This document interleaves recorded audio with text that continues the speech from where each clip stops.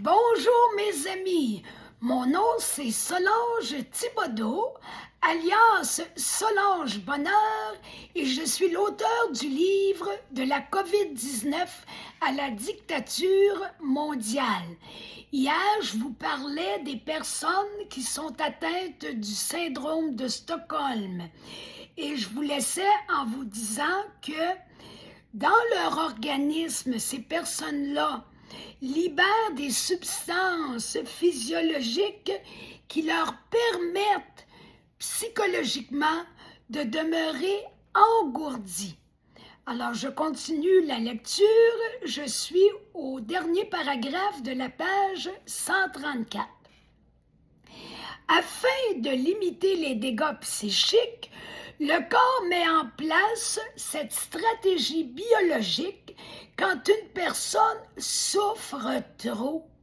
Trop, c'est trop. La tête a décroche.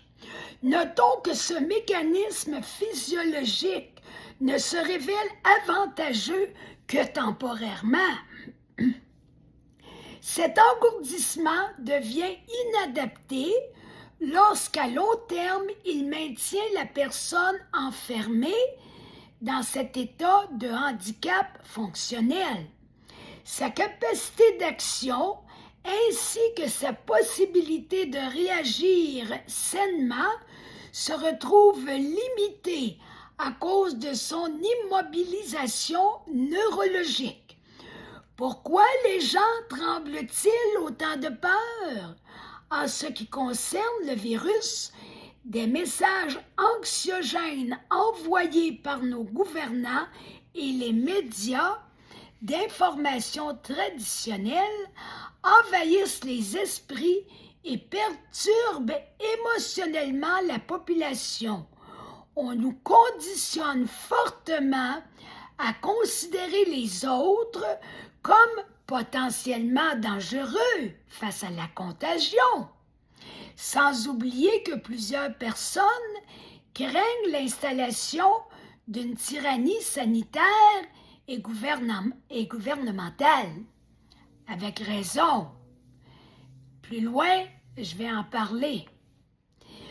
Le quatrième paramètre de ce syndrome consiste à se croire profondément incapable de s'échapper de sa prison intérieure. Là, ça commence à pas être drôle, c'est pas mal pénible. La personne stagne donc dans cet état d'effondrement qui perdure dans le temps.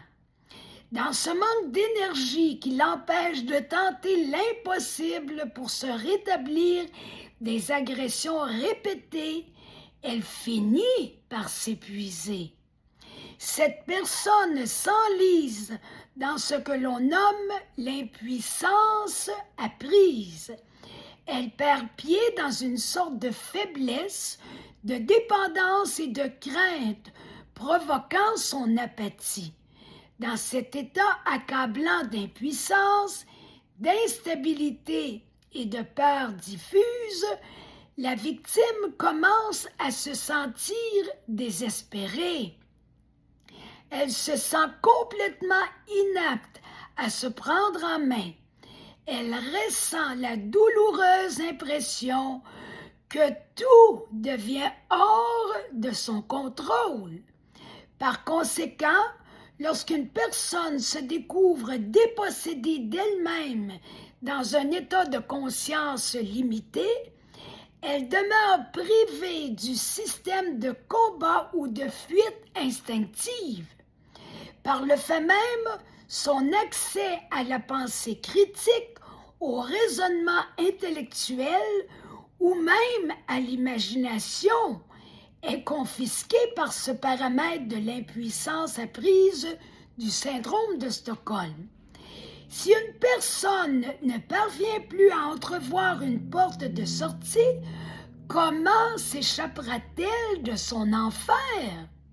Ce cruel vécu intérieur ne signifie nullement qu'une personne croupit littéralement derrière les barreaux. La plupart des victimes de maltraitance psychique fonctionnent en apparence, de façon normale en société, en ce sens qu'elles sortent de chez elles régulièrement, travaillent, prennent soin des enfants et de leur maison, etc. Le handicap se situe dans l'impression d'être incapable de s'échapper. Cette personne terrorisée, affaiblie et si dépendante de son bourreau, commence à croire que sa survie dépend uniquement de son agresseur. Là, ça commence à être grave, là. Ça devient comme un enfant qui se sent dépendant de papa-maman puis qui va mourir si papa-maman ne s'occupe pas d'eux autres. Elle perd également toute capacité de créativité. Son potentiel de personne pétillante et enthousiaste devant les défis de la vie s'amenuise de plus en plus. Elle s'éclipse de son être, n'étant plus que l'ombre d'elle-même.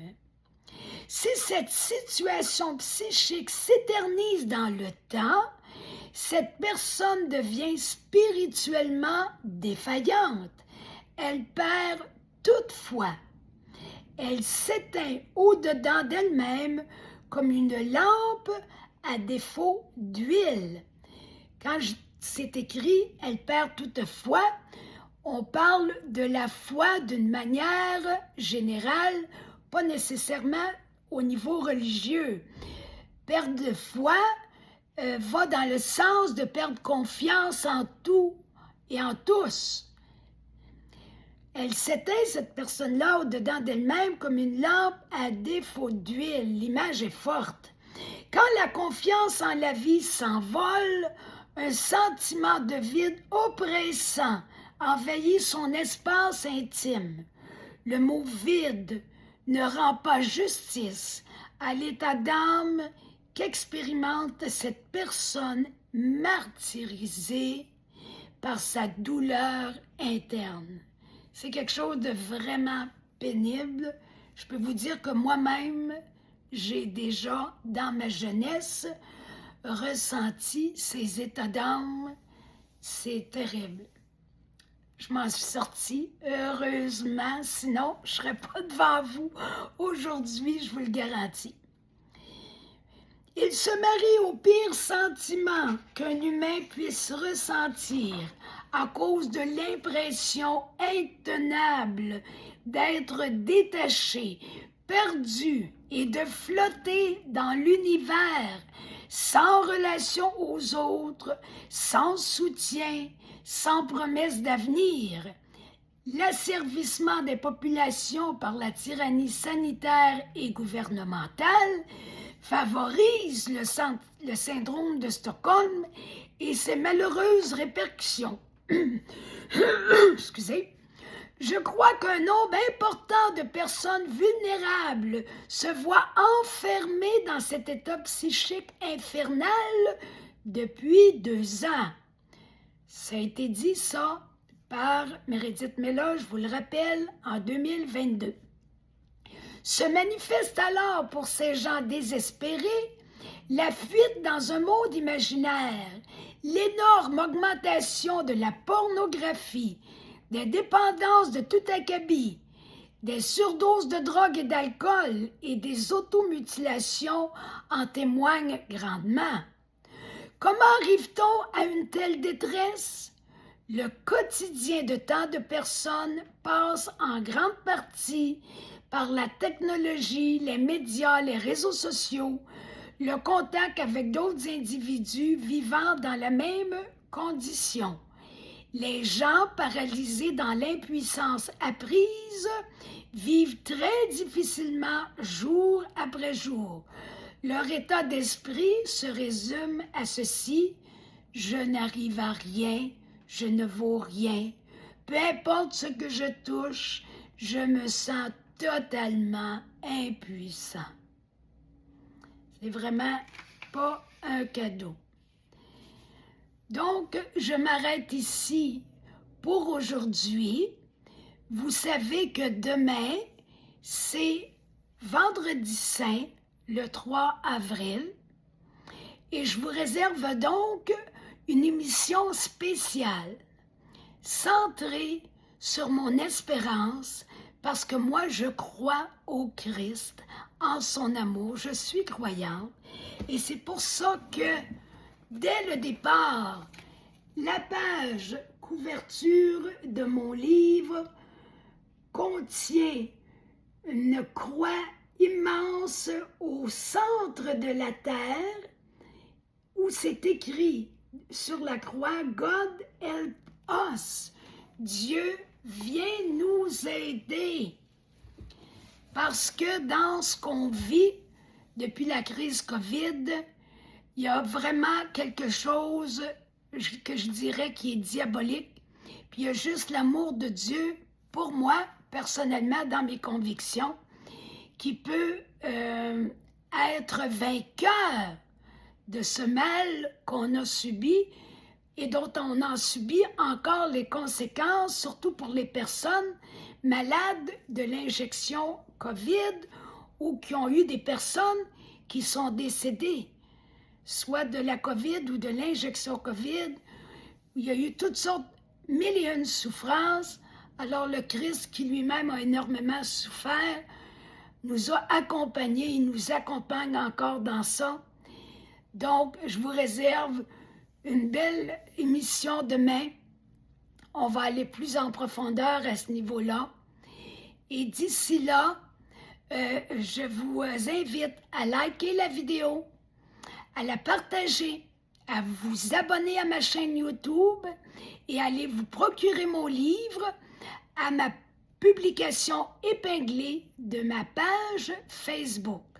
Alors, bonne fin de journée à tous et on se retrouve demain pour célébrer le vendredi saint, la mort du Christ sur la croix. On la célèbre pas parce qu'il meurt, mais c'est parce qu'on sait qu'il va ressusciter. Il y aura aussi une émission spéciale pour Pâques.